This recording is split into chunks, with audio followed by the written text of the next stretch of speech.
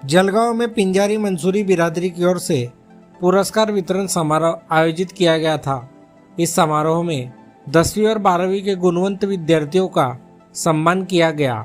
इस अवसर पर इकरा एजुकेशन सोसाइटी के अध्यक्ष अब्दुल करीम सालार, एजाज मलिक, ताहिर पिंजारी, हाजी अख्तर, हारून भाई, मोहसिन भाई, निसार भाई, कलीम भाई, रफीक भाई, रहमान भाई, हाजी मुश्ताक, यूनुस सेठ, असलम पिंजारी, इब्राहिम भाई मौजूद थे। सभी का आभार आबिद पिंजारी ने माना। शुक्रिया, जज़ाकल्लाह। कि एक बड़े शायर का कौल है कि जो लोग बड़े होते हैं वो बड़े होते हैं। तो ऐसे ही हमारे जो आज के सदर थे इस प्रोग्राम के, अल्हाज अब्दुल करीम सालार साहब, इन्होंने बहुत अच्छे से हमारे बच्चों की इस्लाह की और साथ ही साथ बच्चों की रहबरी की। मैं अल्लाह से दुआ गो हूँ कि जो हमारे बड़े हैं, अल्लाह ताला इनका हाथ हमारे सरों पर कायम रखे और इस तरीके से दहिये पैदा हुए, अल्लाह उसके नबी को नहीं मानने वाले। ये भी कारगुजारी है मुल्क के एतबार से, जिसको क्या बोलते हैं इंग्लिश में, कम्युनिस्ट।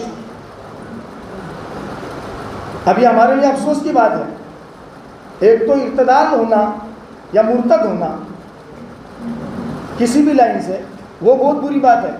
लेकिन किसी नाउज़ बिल्लाह किसी खुदा को नहीं मानना, ये उससे ज़्यादा बुरी बात है। तो हम ये चाहते हैं कि हमारे बच्चे भी और हमारे बच्चियाँ भी ये एजुकेशन हासिल करें ज़रूर, वक्त की नहीं।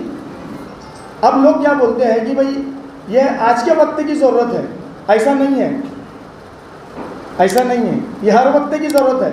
सहाबा रज़ियल्लाहु अन्हुम, जो अल्लाह के नबी अलैहिस्सलाम के साथ जो जमात थी, वो क्या सारे अनपढ़ थे? अबैदन रिवायतों में नहीं मिलता ऐसा।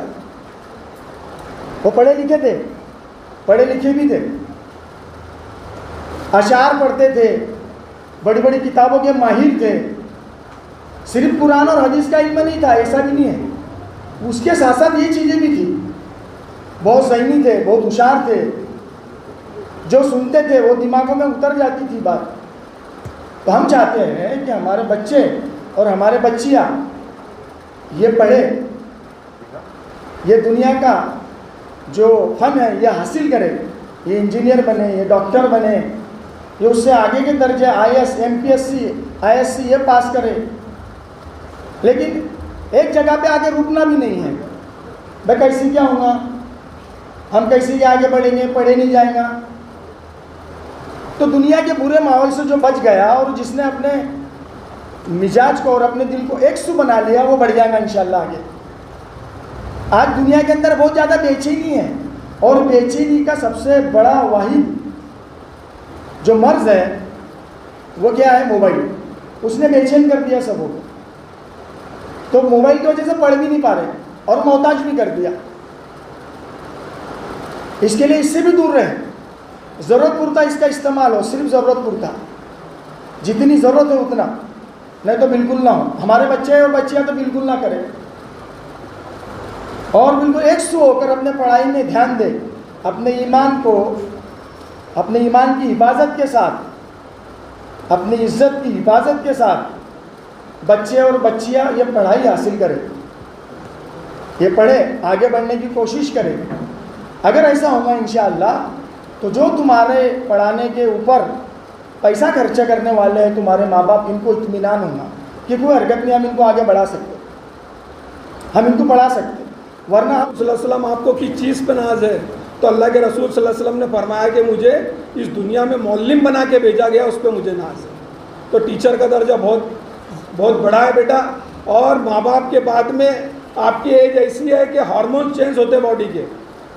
इंसान बालिग होने के बाद में वो माँ बाप की भी नाफरमानी करता है, टीचर की भी नाफरमानी करता है। पर अगर सब्र कर ले, उनकी इताअत कर ले, तो दुनिया में भी कामयाबी है और आखिरत में भी कामयाबी है। आखिरत में साबिर ऐसा जाएगा कि अल्लाह ताला फरमाएंगे जो साबिर है यानी जो सब्र करने वाले हैं उनकी जमात अलग से बनेगी और फरिश्ता आगे झंडा लेके चलेगा और अल्लाह ताला बोलेगा जो सब्र करने वाले हैं इस झंडे के ये अलम के पीछे पीछे चलो।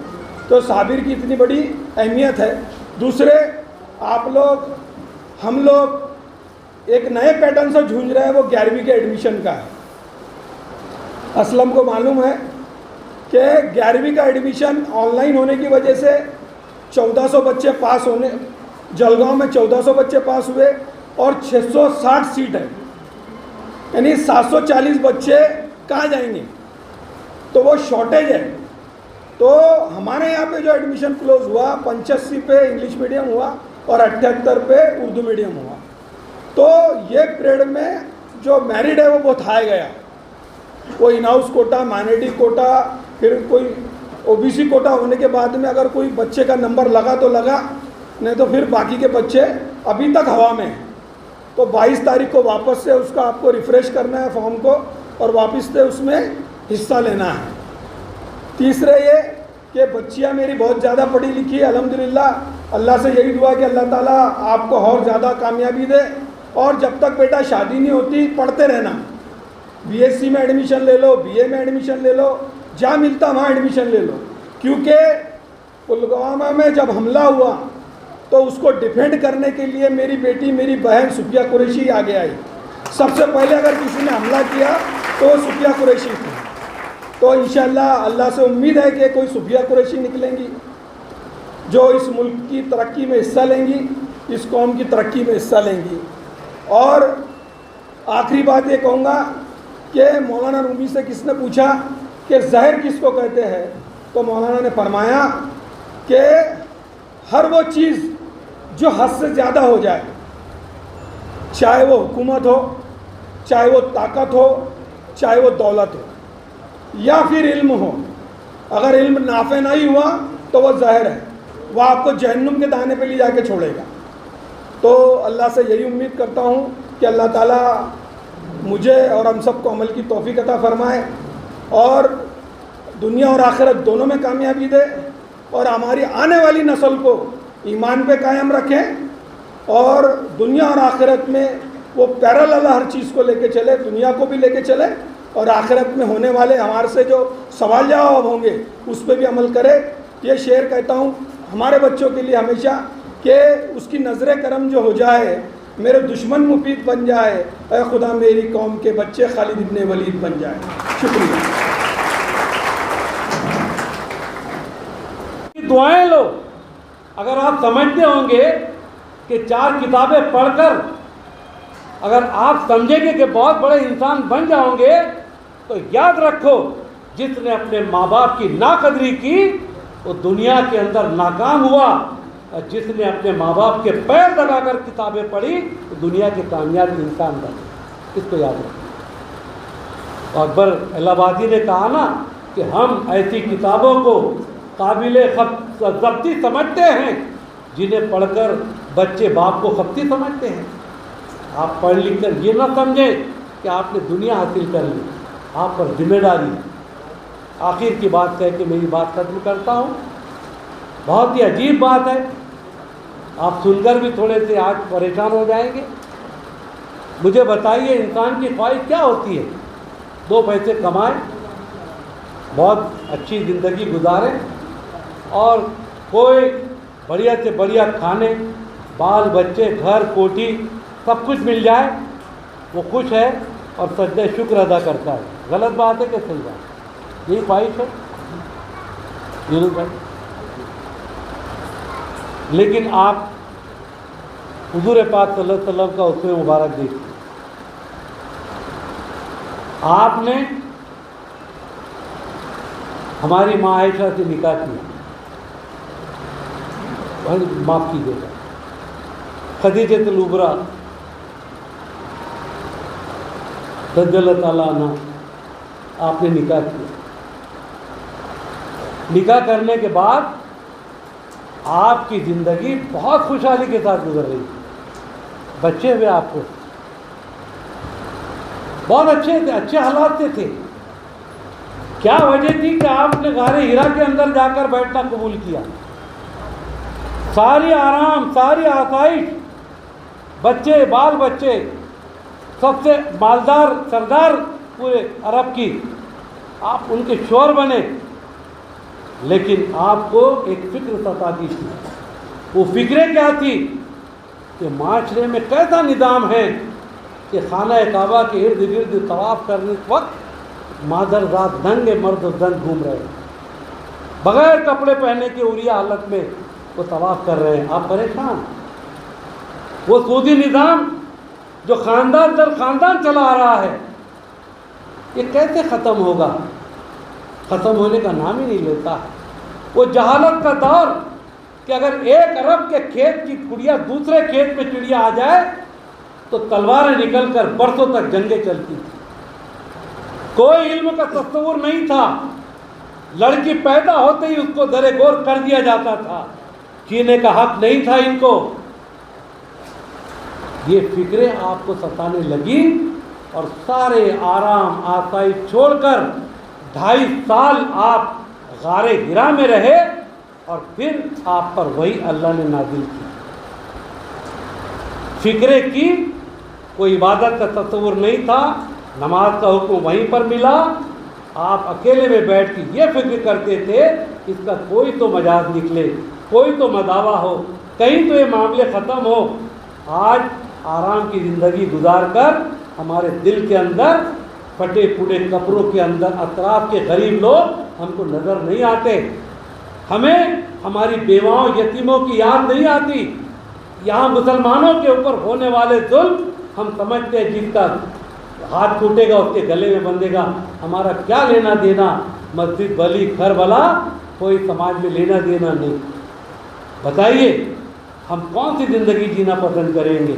हुज़ूर अक़दस सल्लल्लाहु अलैहि वसल्लम वाली वो ज़िंदगी जहाँ आपने फिक्र की और गारे हिरा में जाकर आपको नबूवत मिली, या अपने बाल बच्चों में रहकर समाज की कोई जिम्मेदारी नहीं लेते हुए और आखिरत तक के जब तक सांस है अपनी ज़िंदगी गुजारना, अपने बाल बच्चों में रहना, गरीबों की तरफ नहीं देखना, बिरादरी के कमज़ोर तबकों के लिए कुछ नहीं करना, यतीम बच्चियों के लिए कुछ नहीं करना, समाज के लिए कुछ नहीं करना।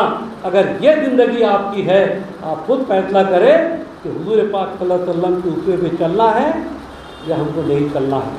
मैं बिरादरी को बहुत मुबारकबाद देता हूँ।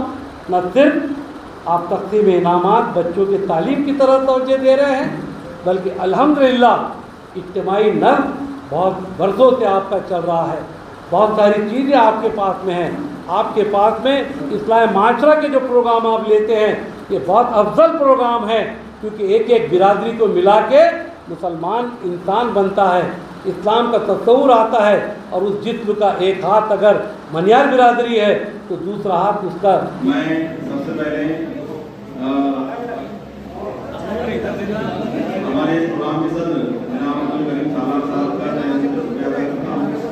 उसी तरीके से मोहतरम जनाब एजाज मलिक साहब उनका भी शुक्रिया अदा करता हूँ, और आए हुए सभी पेरेंट्स और तलबा इन तमाम का जिला जलगांव पिंजारी मंसूरी बिरादरी की जानिब से अलहाज डॉक्टर करीम सालार साहब इनके सदारत में एक मोटिवेशनल प्रोग्राम रखा गया, जिसके अंदर हर साल की तरह इस साल भी जो टॉपर बच्चे हैं 10वीं और 12वीं के तलबा तालिबा, इनको एक बख्शिश वितरण दिया गया और ट्रॉफ़ी दी गई, और इतर जो भी एक कॉलेज स्कूल की लाइफ में वापरने वाली चीज़ें द्वारा दी गई।